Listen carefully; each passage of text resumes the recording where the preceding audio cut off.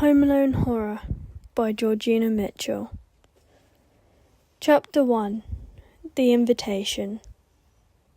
The air hung heavy with the scent of pizza and teenage angst, a familiar aroma in Sarah's otherwise unremarkable suburban home. It was Friday night, the kind of night usually reserved for giggling fits, whispered secrets, and the comforting hum for shared anxieties.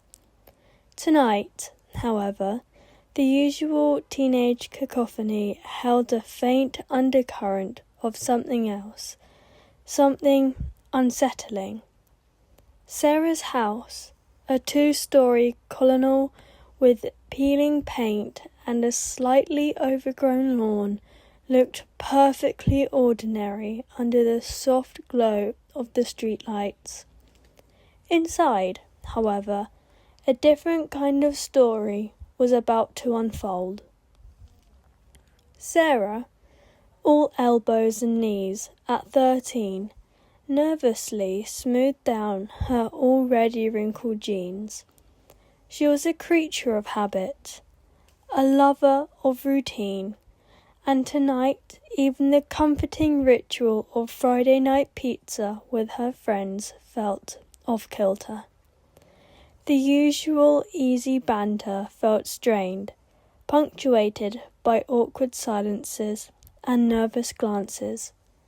Maybe it was the lingering scent of rain that clung to the air, or perhaps it was the way the shadows seemed to stretch and twist in the corners of the room, playing tricks on her eyes.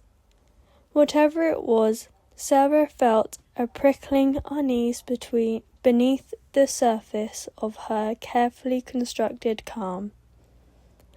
Her friends, a motley crew of personalities, as diverse as the toppings on their half-eaten pizzas, mirrored her unease, though none dared voice it openly. There was Liam, the perpetually sarcastic class clown, Chloe, the ever-observant queen bee, Maya, the quiet artist with eyes that seemed to hold secrets, and finally Ben, the sweet, awkward boy who always seemed to be on the edge of the group. They were a desperate bunch, bound together by the tenuous threads of teenage friendship and shared proximity at Northwood High.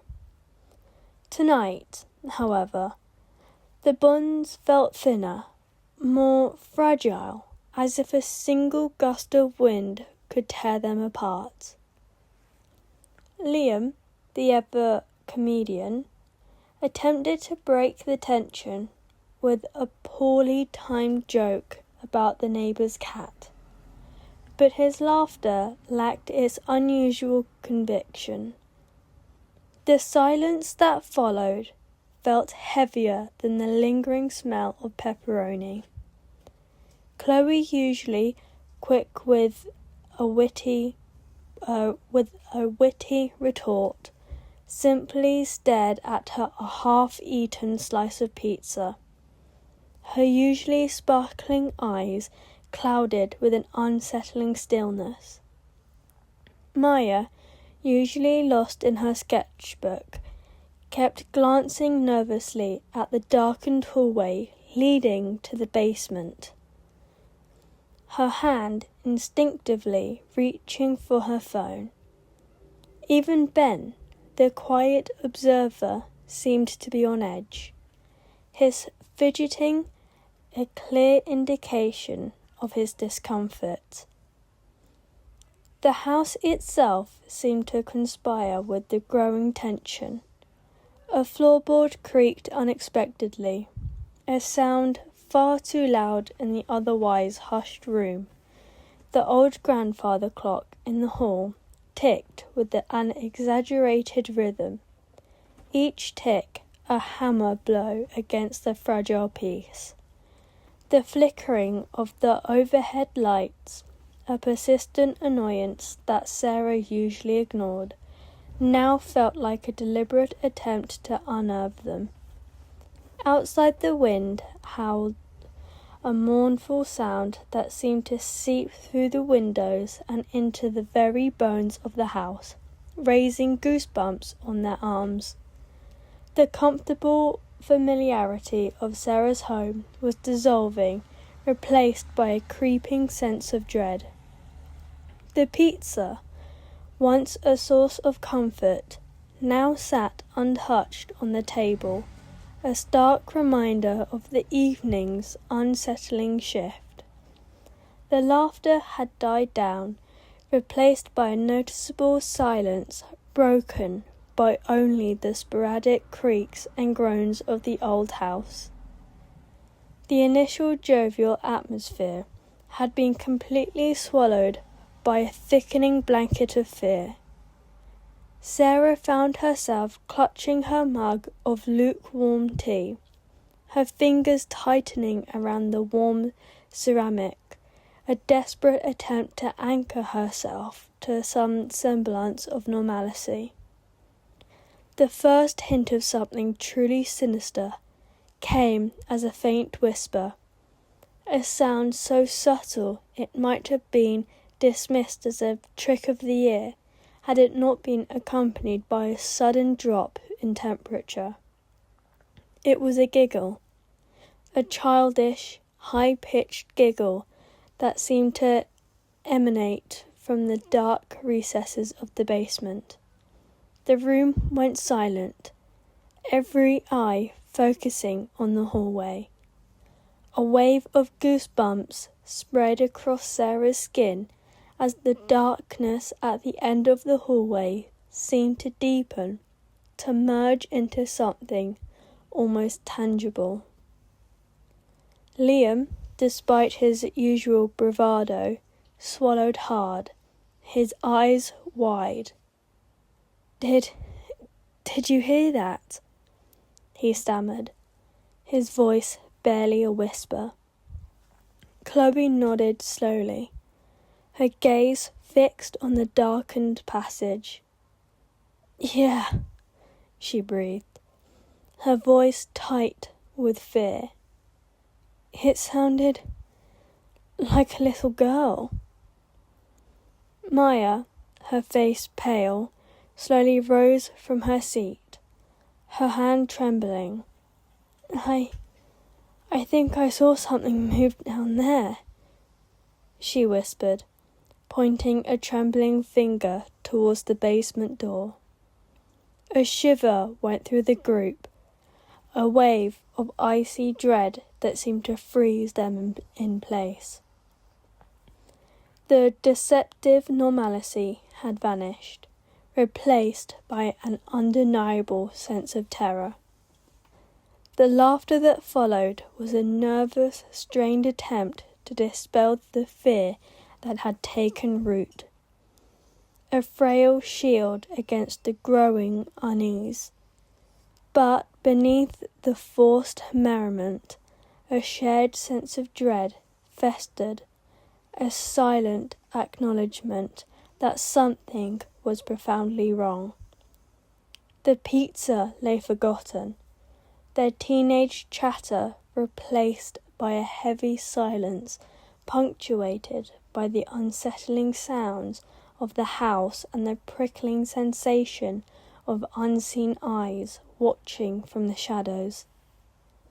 The evening's innocent revelry had taken a terrifying turn, transforming the familiar comfort of Sarah's home into a stage for an unseen horror.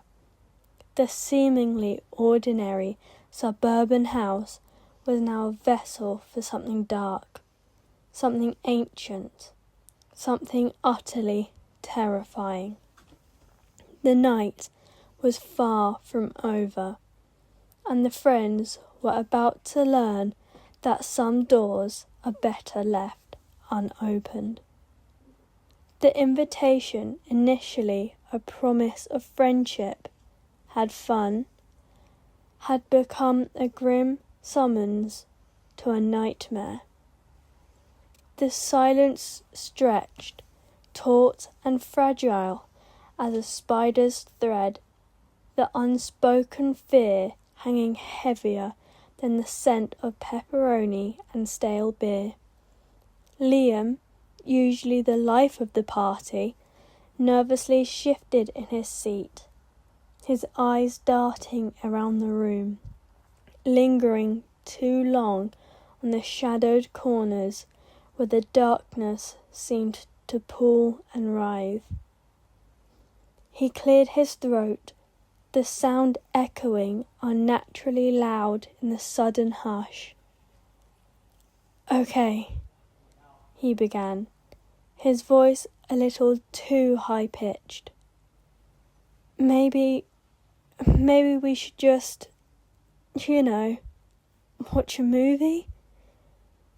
His suggestion, usually met with enthusiastic cheers, was met with a hesitant silence. Chloe, her face pale under the dim light, slowly shook her head. "No," she whispered, her voice barely audible. "Something's wrong." The first real sign came not as loud as a bang or a sudden apparition, but as a subtle shift in the atmosphere, a subtle change in the temperature. A chill, sharp and unexpected snaked through the room, causing goosebumps to erupt on their arms, despite the summer heat still clinging to the outside air. Maya, usually calm, shivered visibly, clutching her arms close to her chest. Ben, quiet and observant as always, simply nodded, his eyes fixed on the darkened hallway leading to the basement. Then came the whispers. At first, barely audible, like the rustling of leaves in a distant breeze. They were easily dismissed as the tricks of the old house settling for the night. But then they grew louder, more insistent, taking on a chilling clarity. They weren't words, exactly more like fragmented sounds, half-formed sentences, snatches of laughter and whimpers that seemed to come from everywhere and nowhere at once. There were childish whispers, high-pitched and unsettling, echoing from the darkness recesses of the house, causing a wave of icy fear to wash over the teenagers. A series of low creaks followed, emerging from deep within the walls, like something large and heavy shifting weight. The sounds were rhythmic, almost deliberate, causing a tightening in their chests. They weren't the familiar sounds of an old house settling, but something else entirely, something sinister. The hairs on the back of Sarah's neck stood on end, a primal instinct warning her of an impending danger. Liam, his forced bravado crumbling, let out a shaky laugh. "Okay, that's definitely creepy," he admitted, his voice barely above a whisper. "Seriously, maybe we should just call it a night?" Chloe, however, remained rooted to her spot, her eyes wide with a mixture of fear and fascination. "No," she said, her voice hushed but firm. "Something's out there. I can feel it." The unsettling sounds continued, punctuated by the occasional scraping against the walls, a sound like fingernails dragging across wood. The shadows in the corners of the room seemed to deepen, to shift and writhe, taking on almost living qualities. The ordinary objects in the room, the furniture, the books, even the pizza boxes seemed to become distorted, their familiar shapes twisting and morphing into something monstrous under the flickering light. The temperature plummeted again. A gust of icy air swept through the room, causing the pizza boxes to rattle and loose papers on the table to flutter. The draft wasn't coming from any open window or door. It seemed to emerge from the heart of the house itself, carrying with it a smell that was both metallic and strangely sweet, a scent that hinted at something decaying. Maya, her face ashen, pointed a trembling finger towards the basement door. "There," she whispered, her voice barely above a breath. "Something just moved." This time they all saw it. A shadow, fleeting and indistinct, darted across the basement door. A quick flicker of darkness that was far too large and too swift to be explained by any natural phenomenon. The silence that followed was deafening, broken only by the rapid beating of their hearts and the unsettling sounds proceeding from the depths of the house. The giggling started again, louder this time, closer. It was a childish giggle, full of malice and glee, and it was coming from the basement. They could almost hear the footsteps accompanying the laughter, tiny, quick steps approaching closer. Sarah, her heart pounding in her chest, felt a paralyzing fear grip her. This wasn't just some prank, some creepy house sounds. This was something truly evil, something that preyed on their fear and fed on their terror. The jovial atmosphere of the evening was gone, replaced by a cold, suffocating dread. The friends huddled together, their bodies trembling, their eyes wide with a mixture of terror and disbelief. The laughter continued, drawing nearer, punctuated by the scraping sounds that seemed to crawl up the walls. The house, once a place of comfort and familiarity, was now a suffocating prison, its every creak and groan a sinister reminder of the horror lurking within its shadows. They were trapped, surrounded by an unseen enemy that played with their minds and feasted on their fear.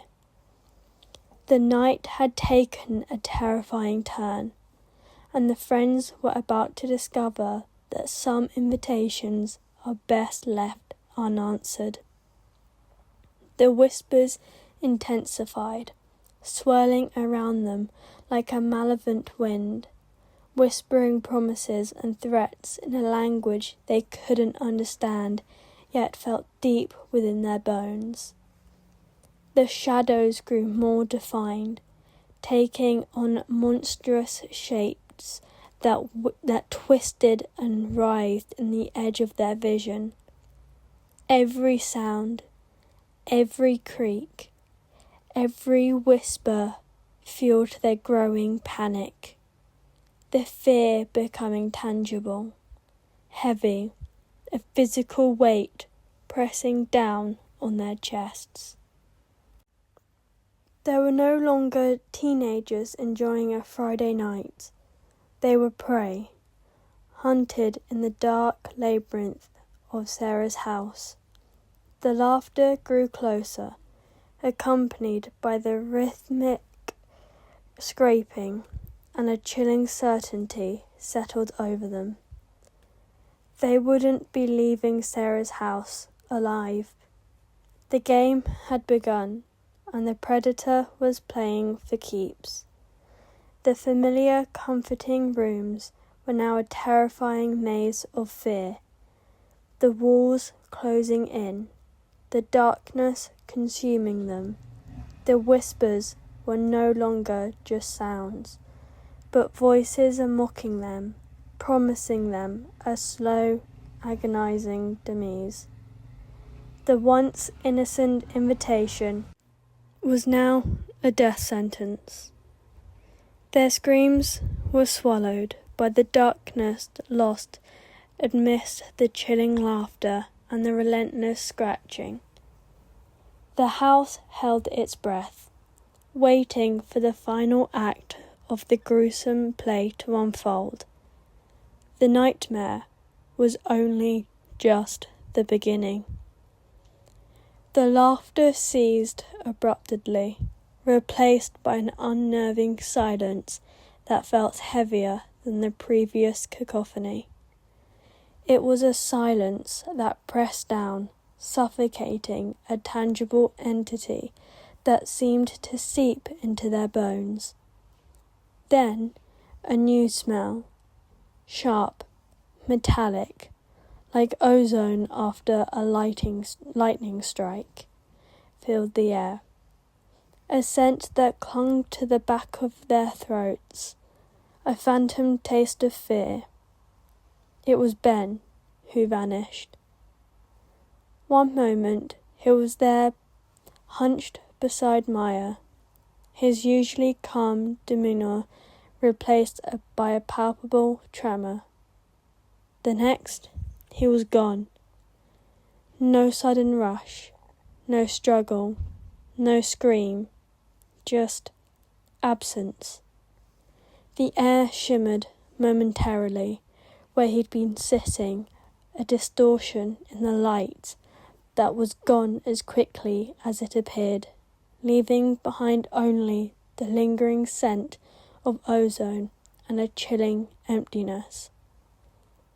Panic erupted, a raw, primal terror that ripped through the fragile veneer of their forced bravery. Liam, his face drained of colour, scrambled to his feet, his eyes darting wildly around the room. "Ben?" he croaked, his voice barely a whisper, his words swallowed by the oppressive silence.